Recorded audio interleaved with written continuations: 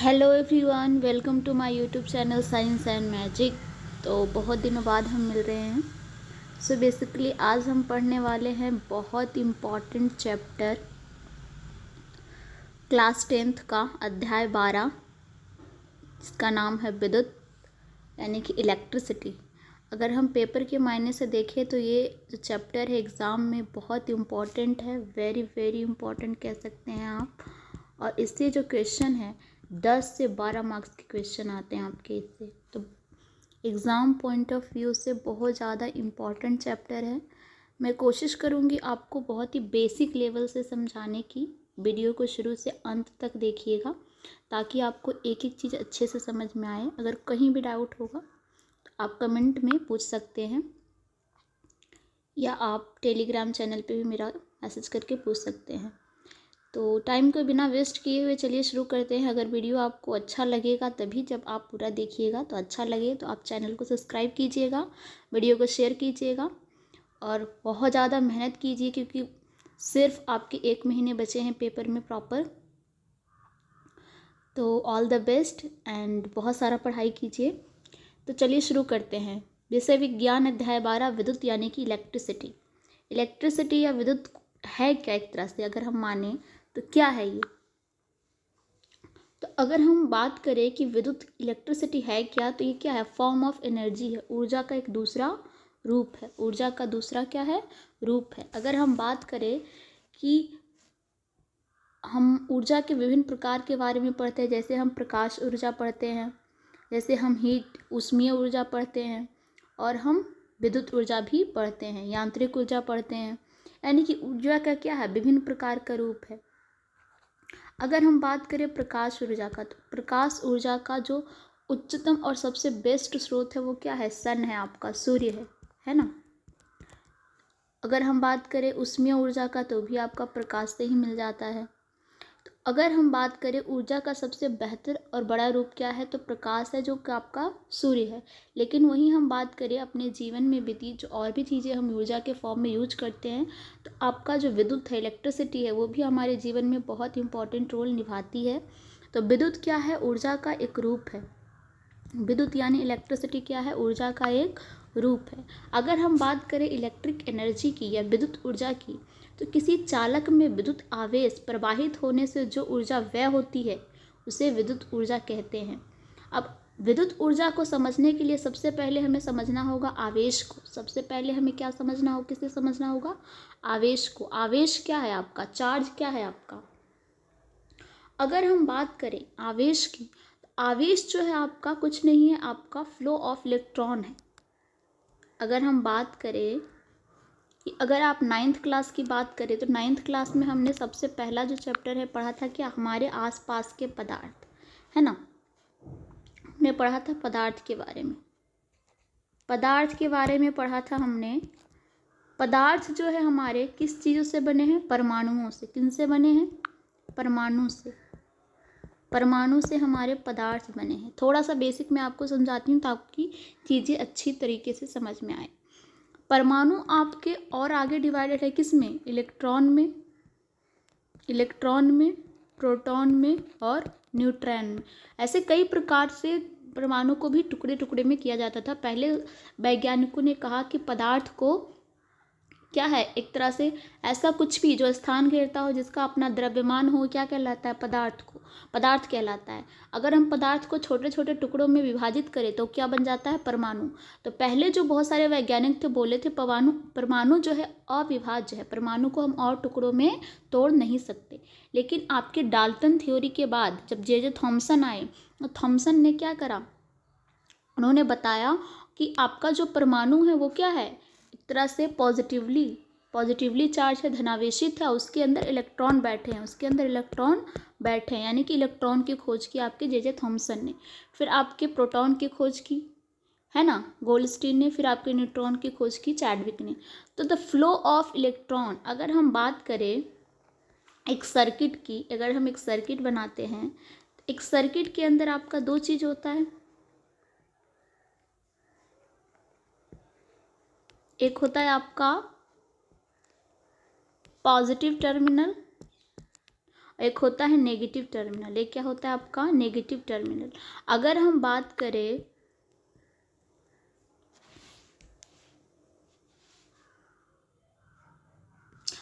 बात करें कि इसके अंदर क्या पास हो रही है? करंट। इसके अंदर क्या पास हो रही है? करंट, विद्युत धारा। आई को विद्युत धारा से सूचित किया जाता है, विद्युत धारा को आई से सूचित किया जाता है। तो हमने देखा कि जो आपका विद्युत धारा है कैसे फ्लो करता है? Positive to negative. कैसे फ्लो करता है? आपका जो आई है पॉजिटिव टू नेगेटिव फ्लो करता है। विद्युत धारा कैसे फ्लो करता है? Positive to negative. लेकिन अगर हम बात करें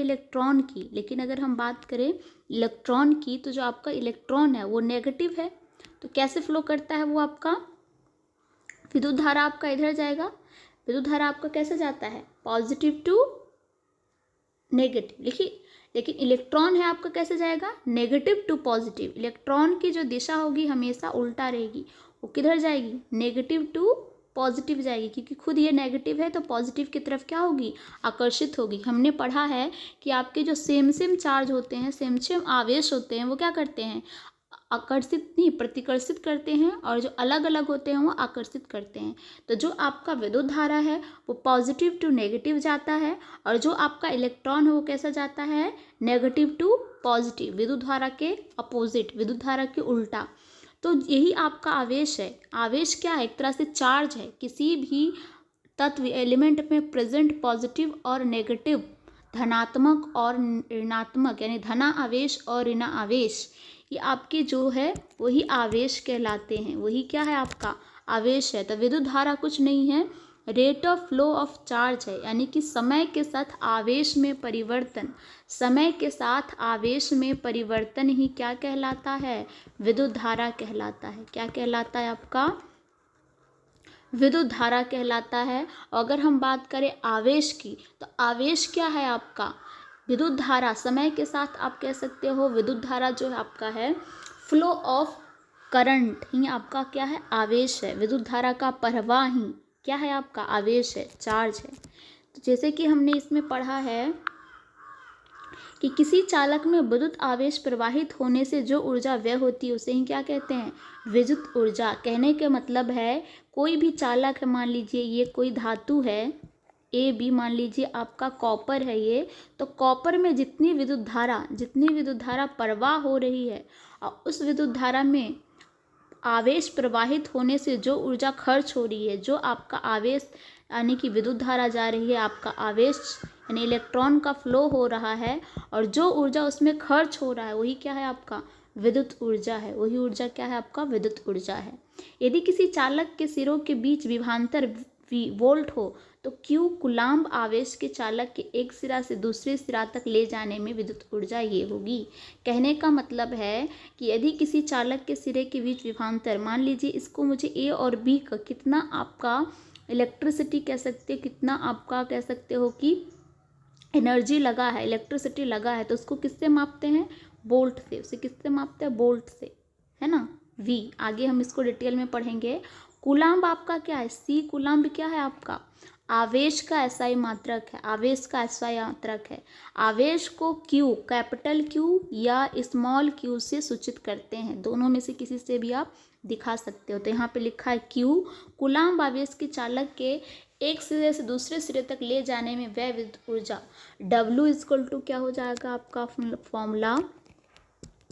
Q इंटू वी। आगे हम पढ़ेंगे इसके बारे में।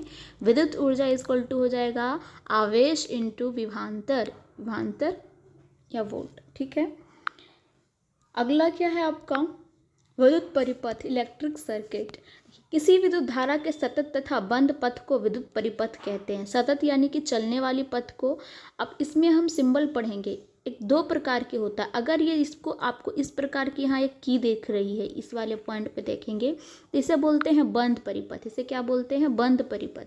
आप इसमें बोला है एक किसी भी धारा के सतत तथा बंद परिपथ। सतत यानी कि चलती हुई।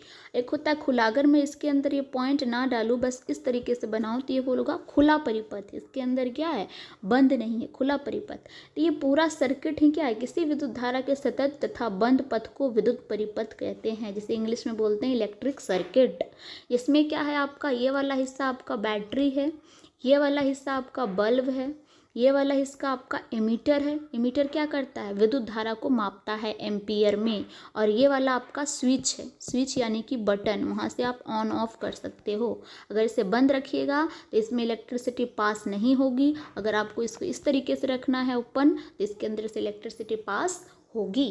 इसमें लिखा एक सेल, एक विद्युत बल्ब और एक इमीटर तथा एक पल्ग कुंजी से मिलकर बने विद्युत परिपथ का व्यवस्था आरेख है ये। तो ये आपको बनाने के लिए भी पेपर में आ सकता है या इसको पहचानने के लिए आ सकता है।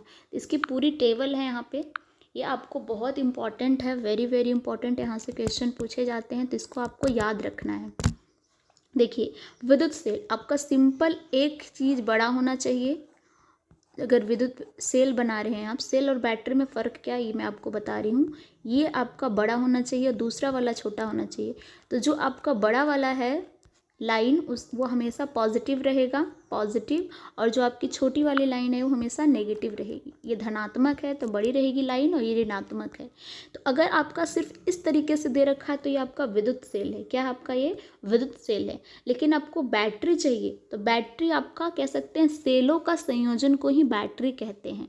एक तरह से आप इस तरीके से लीजिए,